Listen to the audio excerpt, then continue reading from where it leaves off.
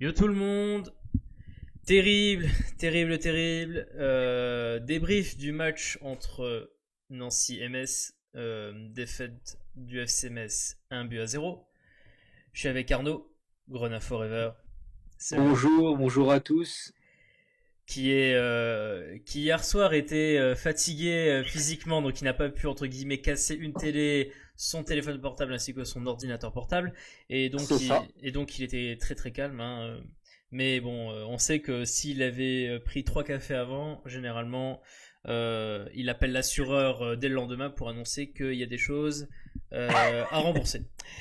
Alors, le match. Donc pour ce débrief, vous avez les sujets comme d'habitude à l'écran. Avant toute chose, la chaîne continue à monter tout doucement. On fait de plus en plus de vidéos. Si vous pouvez mettre un petit clic sur le bouton s'abonner ainsi que la cloche pour que vous ayez les notifications de nos vidéos, ça serait super cool, ça nous soutiendrait. Et voilà. Donc ça, les sujets que vous avez à l'écran. Alors, aujourd'hui, quatre sujets.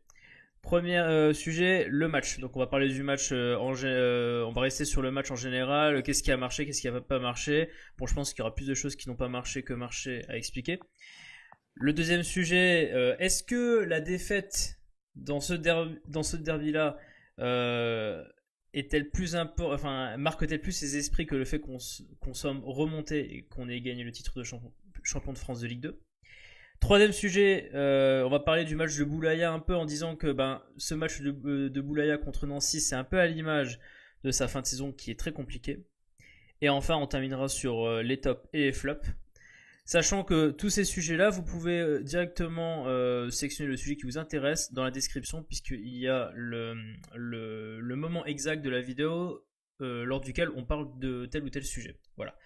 Donc on peut commencer. Premier élément, le match en lui-même. Donc, petit résumé rapide de ce qui s'est passé. Avant qu'on je laisse Arnaud déchaîner les enfers sur la prestation des Messins.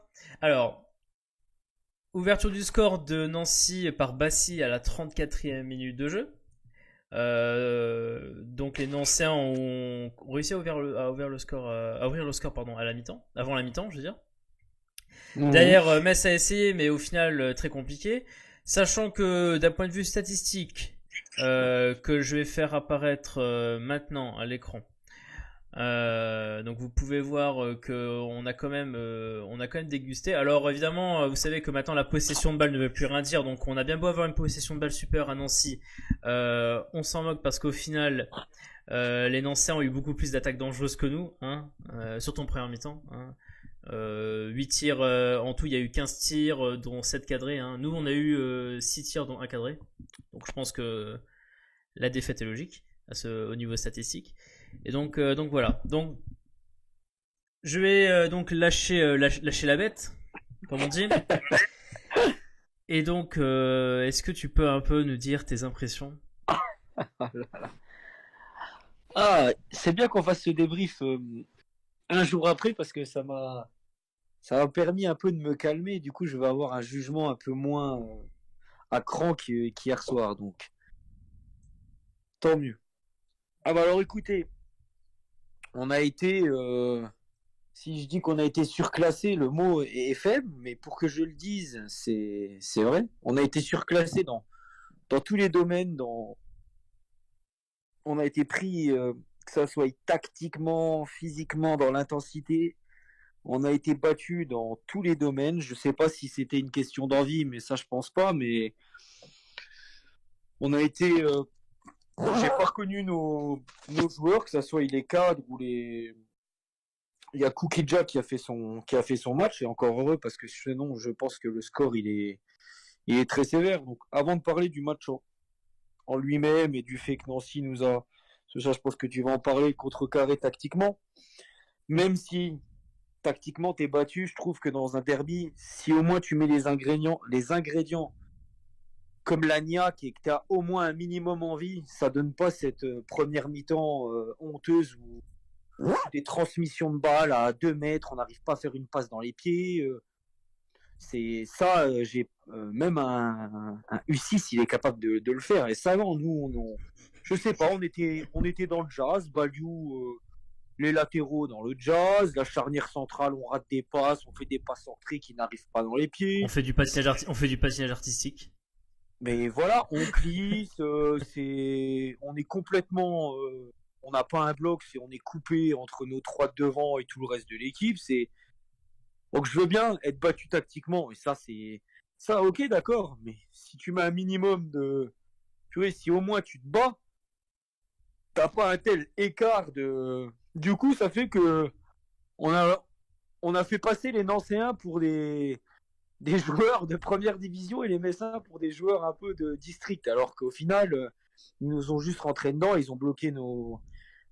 Parce que voilà, c'était pas non plus folichon de l'autre côté. Mais étant donné que nous, on a fait un match de merde, et ben, la prestation de l'adversaire passe tout de suite pour une prestation extraordinaire. Donc, il y a eu du mieux en deuxième mi-temps, mais du mieux, enfin, c'est vite dit parce qu'au final, on n'a pas énormément d'occasions, même si c'était beaucoup mieux. Les Nancéens, ils se sont mis à partir de la 60e minute à commencer à gérer parce qu'ils étaient un peu morts physiquement. Et au final, on n'a quand même pas réussi à trouver la clé. Donc, on perd 1-0. Je pense que si on aurait mis un minimum ça aurait pu au moins déboucher sur un match nul. Bon, bah, ça l'a pas fait. Donc mais ça me gonfle un peu d'avoir montré ça sur un derby, quoi. Bah, Ça c'est vrai. m'embête un peu. Ouais, non, mais je partage. C'est surtout le fait de nous avoir bassinés toute la semaine avec leurs grandes paroles. Ouais, oui, non, mais. On sera là, vous verrez, on lâchera pas le match, machin, machin. Hmm, Bah hier, on avait. Mais je peux comprendre, ça, bah, inconsciemment, c'est normal qu'il y ait une débauche d'énergie. On est déjà en Ligue 1, on est déjà titré, donc inconsciemment, même si les joueurs ils te disent les jours avant qu'ils vont être là physiquement, mais c'est sûr, c'est des petits détails, mais on va faire un peu moins les efforts pour les copains parce que de toute façon, il peut rien nous arriver. C'est des petits détails qui font qu'après, sur 90 minutes, bah, ça devient problématique et que ça donne ce genre de match. Donc inconsciemment, ça a joué. Pas à 100%, mais ça a joué au moins à 30-40% du résultat final. Hein. bah, tu sais, au final, enfin, quand je prends tous les éléments, alors moi j'ai passé un peu quelques minutes, voire même peut-être 1 ou 2 heures après le match, voir un peu la réaction des gens sur tous les réseaux. Beaucoup de personnes ont parlé il n'y avait pas de motivation, il n'y avait pas d'envie.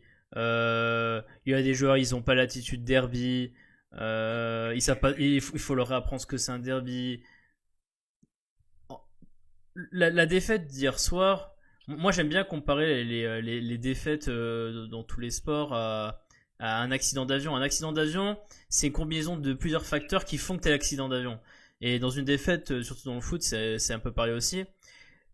Motivation, la motivation, enfin le fait que les gens disent oui, mais ils oublient que c'est un derby, j'y m'attendais, enfin, ou ils savent pas ce que c'est un derby. J'ai envie de dire, mais attendez, il y a quelques mois, ils ont quand même gagné un derby 3-0 à domicile, quoi. Donc à partir de là, tu sais ce que c'est un derby. Et surtout, c'est pas comme si quelques jours auparavant, t'avais. Alors on m'a dit qu'il y avait environ 2000 supporters qui étaient venus finalement lors du l'entraînement du mercredi, voir les joueurs. Donc quand Oui, mais moi, j'en suis le premier.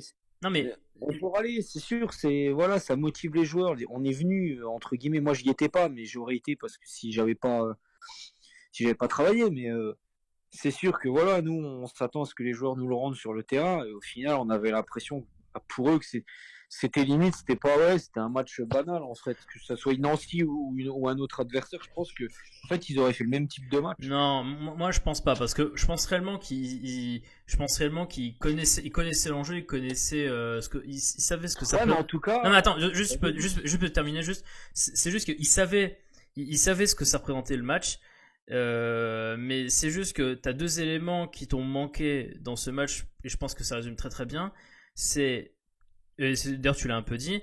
Tactiquement parlant, tu t'es fait déjouer, tu t'es fait outplay de façon. mais Non mais je suis d'accord. non Mais mais après, non, non, non, juste que je termine mon truc après tu pourras compléter mais tu t'es fait démonter tactiquement parce que durant toute la première mi-temps jusqu'à la 60e tu fais face à une équipe de Nancy qui est très bien en bloc au milieu de terrain. Là où au milieu de terrain, au final, t'as pas eu une grosse présence que ça. La seule présence qu'il y avait, c'était Quad. Mais tu l'as bien vu que Quad était facilement pris par des fois même 2 joueurs de Nancy. Et ça s'invente pas. Hein. Le premier but, il est issu d'une paire de balles, si je me trompe pas. Il y en a eu énormément, il y a eu beaucoup, il y a eu trop de. Il y a eu trop de paires de balles. Il y a eu trop de paires de balles depuis. Beaucoup trop de déchets. Non mais attends, c'est pas question de déchets, parce que déchets, t'as le déchet défensif, offensif. Mais là, t'as eu beaucoup trop de pertes de balles au milieu de terrain. Tu l'as totalement. Le problème, c'est que Nancy joue comme ça. Tu pouvais peut-être s'y attendre. Mais ça, on s'y attendait. Non mais que Nancy joue comme ça, tu pouvais peut-être s'y attendre. Il y a pas de souci. Maintenant, quand t'arrives à une situation où à la 20e minute de jeu, ça fait 20 minutes qu'ils sont en bloc, bien au milieu de terrain. Ils récupèrent tes ballons, ils te menacent.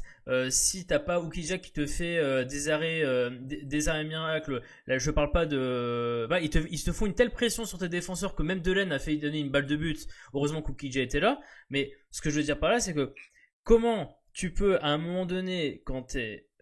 Alors quand t'es joueur, c'est compliqué parce que t'as pas forcément la vision, le recul comme t'es sur le terrain et la vision pour le voir. Même quand t'es genre, je sais pas, quand t'es coach, tu vois que ton milieu de terrain se fait bouffer comme ça, mais putain, mais prends une mesure dans ce cas, tu vas dire à un mec comme par exemple Gakpa, au lieu d'être hyper offensif et de rester près de la ligne des 3, Gakpa redescend au niveau de Coad et surtout faites en sorte de plus perdre de ballon au milieu de terrain. Parce que le problème, c'est que le milieu de terrain, tu l'as laissé tomber. Nancy, ils récupéraient les ballons au milieu de terrain quand ils amorçaient la phase de compte dans notre partie de terrain à nous. Ils étaient à 6.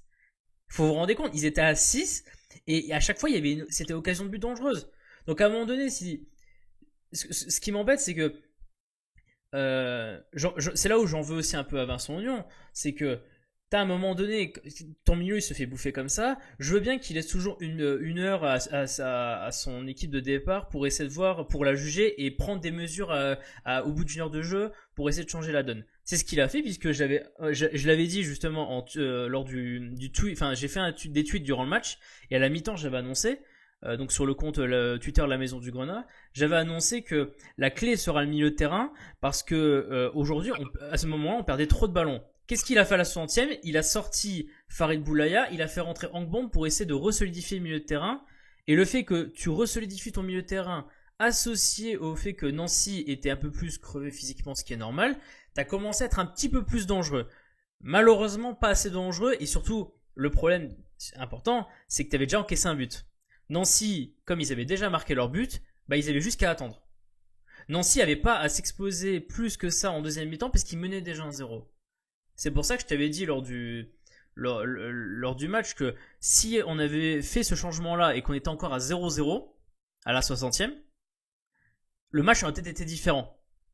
Mais là, Nancy avait déjà marqué son but, donc Nancy, ils étaient ok, vous faites votre changement, mais nous on mène déjà 1-0. C'est à vous de venir chez nous pour marquer votre but. Hein. Et Nancy, ils ont attendu.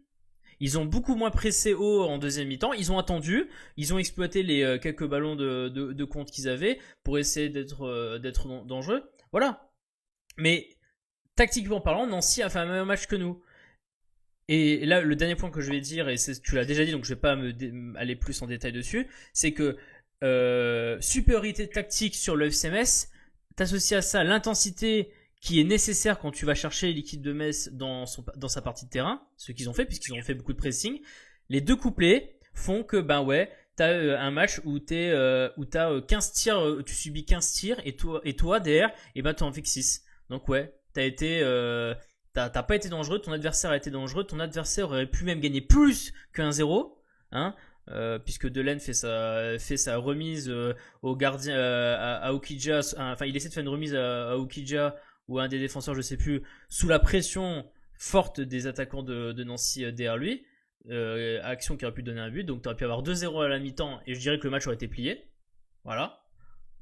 Donc c'est tout. Donc couplé aux deux, tactique plus l'intensité ensemble, ce que tu as déjà dit au niveau de l'intensité, ben fait que ben ouais, t'as été déjoué et t'as été outplay, tout simplement. Outplay veut dire déjoué, hein, pour ceux qui savent pas au niveau de l'anglais. T'as été totalement déjoué par Nancy et victoire de Nancienne, mais logique.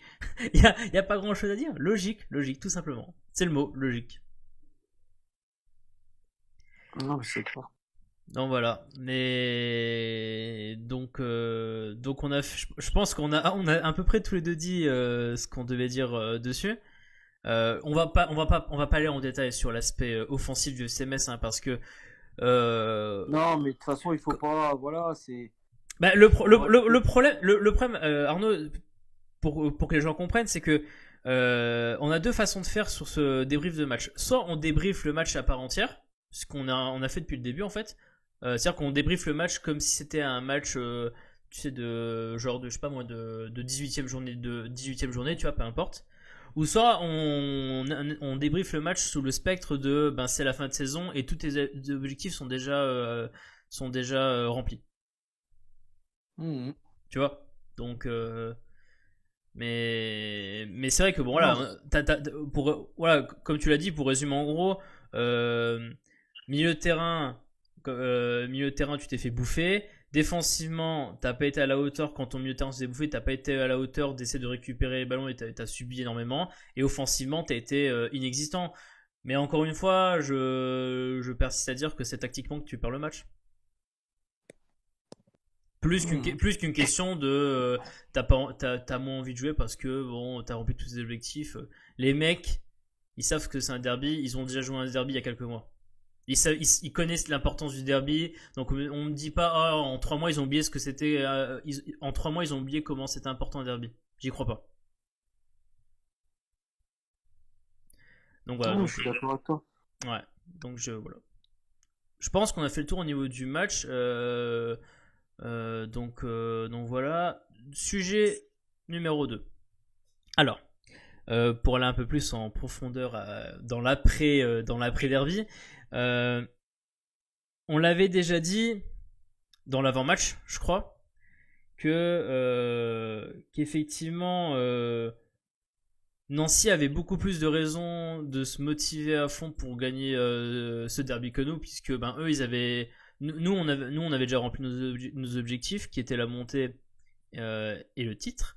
Euh, Nancy avait évidemment un objectif de gagner le derby tout comme nous, mais un objectif encore plus important. Et c'est intéressant parce que c'est ce qui a été beaucoup retenu au final par beaucoup de supporters, c'est le fait qu'ils aient validé leur match en Ligue 2, Mhm. voire même beaucoup plus que le fait qu'ils aient battu Metz et qu'ils aient tu vois un peu égalisé au niveau des derbies cette saison. Ce qu'ils ont beaucoup retenu, c'était le match en Ligue 2. Et, et de notre côté à nous, tu vois, est-ce que par rapport à la manière dont le derby a été joué, là, est-ce que tu penses vraiment que il y a de l'amertume?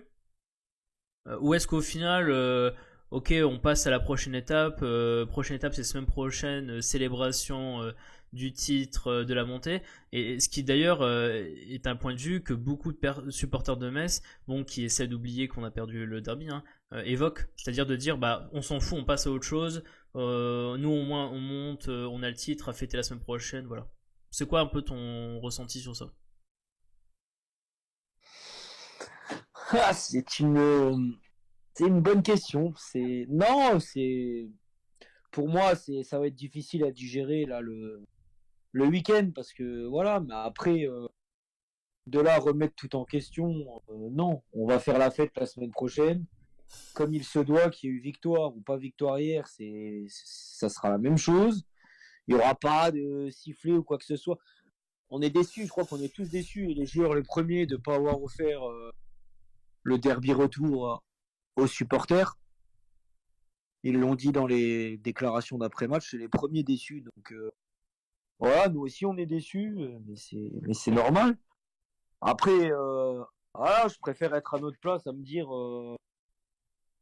je préfère perdre un derby qui est monté en Ligue 1 plutôt que l'inverse. C'est pas beau à dire, mais c'est vrai. J'en vois qui disent que c'est mieux de gagner, de prendre 6 points dans les derbies plutôt que de monter. Bon, après, c'est pas ma vision des choses, même si ça risque de faire exploser certains que je dise ça, mais bon. Non mais d'autant que t'as gagné le derby aller quoi, à Pour moi, domicile. voilà, ça aurait été plus problématique si on aurait perdu ce match-là à domicile, par exemple, hier. Ou que t'aies perdu les deux derbies. Voilà, là, ça aurait été, j'aurais peut-être eu un avis différent. Hmm.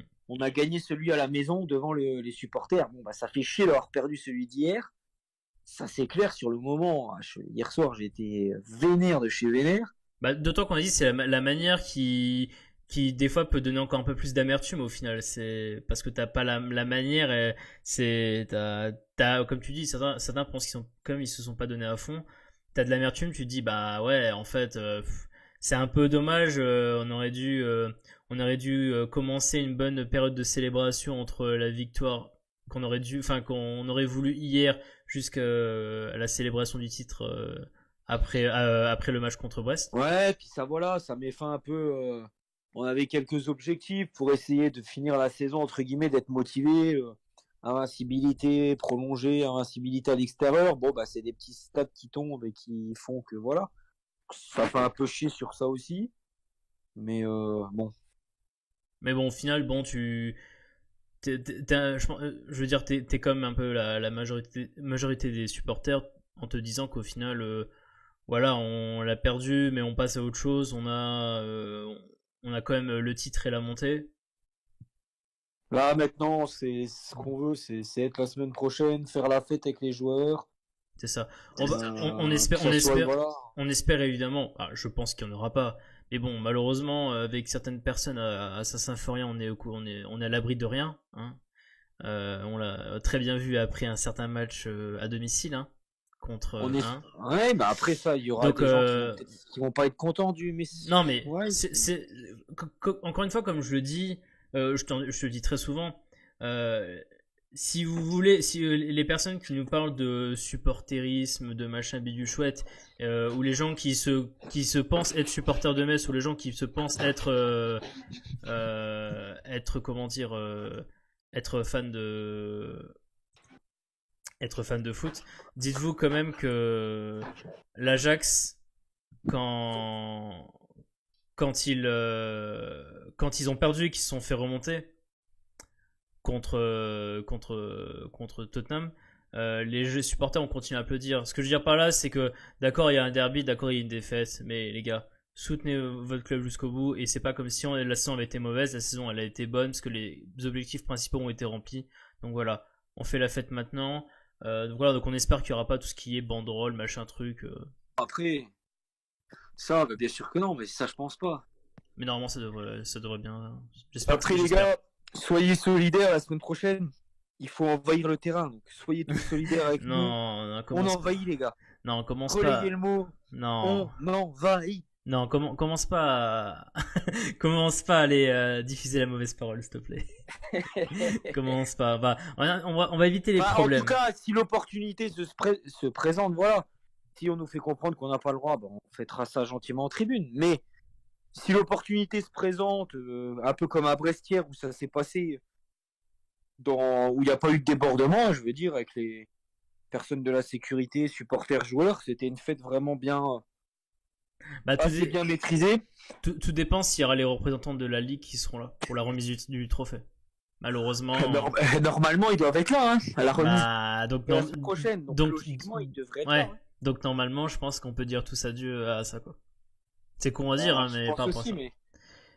Ouais. En tout cas, je pense que le titre et le titre pour les festivités du titre, ouais, ça va être bien. Et bon, au moins, ça nous fera, comme tu dis, le week-end va passer et on pensera au titre derrière. Et puis voilà. Troisième sujet par rapport à un joueur. Alors, je précise tout de suite, avant que vous commencez à tirer les gros yeux quand vous avez vu les sujets que on va aborder dans cette vidéo-là. On va parler de Farid Boulaya. Alors, Farid Boulaya n'est pas le bouc émissaire de la défaite de Metz hier. Hein, je vois déjà les gens qui hier se sont dit Farid Boulaya, chèvre, machin, bidule chouette. Non, je pense qu'il y a deux. Je pense que, comme on l'a dit, défaite collective. Et on va parler de Farid Boulaya plus parce que ce match-là, c'est un peu à l'image, entre guillemets, de sa fin de saison, surtout de sa deuxième partie de saison, qui en fait est beaucoup moins bonne que la première. Et où, comment dire, le gars a été moins un pilier en fait, dans la deuxième partie de saison. Et malheureusement, son match raté, entre guillemets, au même titre que plein d'autres joueurs, hein, je précise. Hein, je pense que la liste des mauvais joueurs, on va en parler dans le flop. Hein, mais il a pas été extraordinaire. Et donc comment dire, ça s'est transformé en remplacement. Parce qu'il a été remplacé à la 58e par Victoria Angban. Mhm. Donc toi, c'est quoi ton opinion sur pourquoi est-ce que la fin de saison est moins forte? Est-ce que tu penses que c'est de questions physiques? Est-ce que c'est juste que le Après, jeu, non, le jeu tourne peut-être moins autour de lui? Enfin, qu'est-ce que t'en penses un peu de ça? après, non, mais après, voilà, on va nuancer un peu nos propos. Ça a été quand même, dans sa globalité, il nous aura quand même fait une grosse saison, il faut le dire. Après, voilà, s'il faut détailler, c'est sûr qu'il y a un écart, pas abyssal, mais il y a un gros écart entre sa production de la première partie de saison et sa production de la deuxième partie de saison. Alors après, bah, le fait déjà, bon bah voilà, il fait 2 premiers mois extraordinaires. Les équipes ne connaissent pas forcément le jeu de Metz donc forcément il a plus de facilité à s'épanouir et à se montrer. Après, bah voilà, après les 7 victoires d'affilée où voilà, on a commencé un peu à être pas dans le dur, mais où les adversaires ont commencé à s'adapter un peu à nous, bah forcément Farid, bah, c'est ce qu'il fait, on sait un peu ses circuits préférentiels, on sait que c'est quelqu'un qui aime bien en faire beaucoup au niveau dribble, etc., etc. Donc dès qu'on lui met quelqu'un sur le paletot, presque en marquage individuel, c'est tout de suite plus compliqué. Alors il y a des matchs, et ben voilà, comme souvent en deuxième partie de saison, bah on joue du côté gauche parce que Opa, au contraire de Farid, a lui fait, bah, c'est ça qui est bien d'ailleurs, c'est que quand un a fait une plus grosse première partie de saison, l'autre la deuxième, donc ça fait notre force aussi. Bah, on joue sur notre côté fort qui t'a délaissé un peu Farid. Et puis après, oui, je dirais quand même qu'il y a aussi physiquement, c'est quand même un mec qui a joué quasiment tous les matchs en tant que titulaire. Et il y a un moment, bah, physiquement, on peut comprendre qu'à partir d'avril-mai, le mec il soit un peu carbo physiquement. C'est un mec qui se donne quand même énormément. Même quand il fait des mauvais matchs, il fait quand même les efforts défensifs, ce qu'il faisait pas l'année dernière en Ligue 1. Là, il les fait. Alors voilà, ça fait 3-4 matchs qui piquent un peu du nez. Bah, ça, tout le monde l'a vu depuis le match contre Grenoble. C'est Après, c'est pas le bouc émissaire, mais ouais, il fait pas de différence, quoi. Et du coup, ben, quand Et, ton milieu excentré ne fait pas de différence, et ben, t'es tout de suite un peu plus dans la difficulté, hein.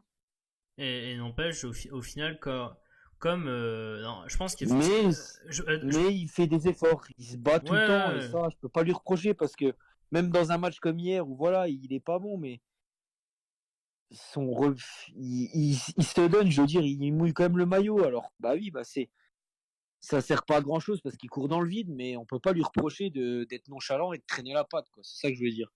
ben, tu vois, au final, ce que tu viens de dire, c'est un peu ce qu'on avait déjà dit dans une précédente vidéo que vous pouvez d'ailleurs aller voir, puisqu'on parlait dans une précédente vidéo d'Emmanuel Rivière, où pareil, tu vois, il court quand même, il fait de nombreuses Mais courses, l'année dernière, après mais Sapanenka, c'était ça. C'est qu'il l'année dernière, après Sapanenka, il avait été d'une nonchalance pas possible, quoi, jusqu'à sa fin de ouais, ouais, saison. non, mais tu vois ce que je veux dire, c'est que lui, Farid Bouya comme Emmanuel Rivière était dans le même cas, il se donne, tu vois qu'il se donne quand même physiquement. Malheureusement, s'il n'y a pas de traduction d'impact vraiment dans le jeu offensif de Metz. Et tu as raison de dire que depuis quelques matchs. Alors après, c'est toujours pareil. Est-ce que les raisons, bon, évidemment, on n'est pas dans Farid lui-même, donc on peut pas savoir les raisons, tu vois.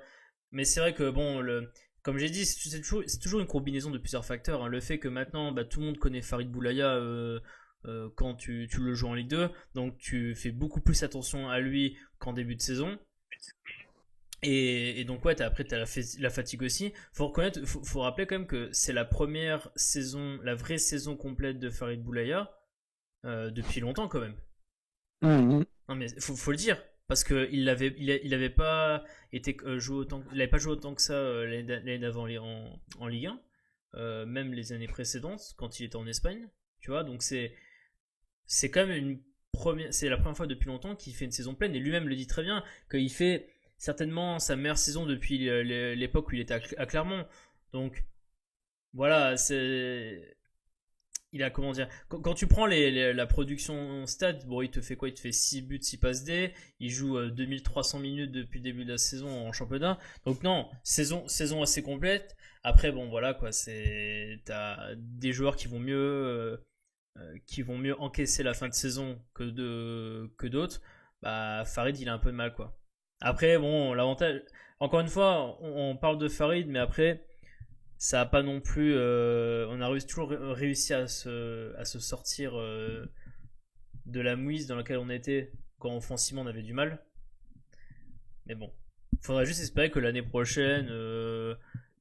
Tu vois, par exemple, si l'année prochaine on joue le maintien jusqu'aux dernières journées, c'est clair que tu peux moins te permettre d'avoir un Farid Boulaya un peu en. Tu vois, en dancing. Après, oui, non, après, on sait pas de quoi sera fait l'année prochaine, de toute façon. Ouais, non, C'est mais non, pas. c'est ça, mais vu que bon, on connaît l'histoire à 70%, 80%, hein, on sait qu'on va se battre pour le maintien.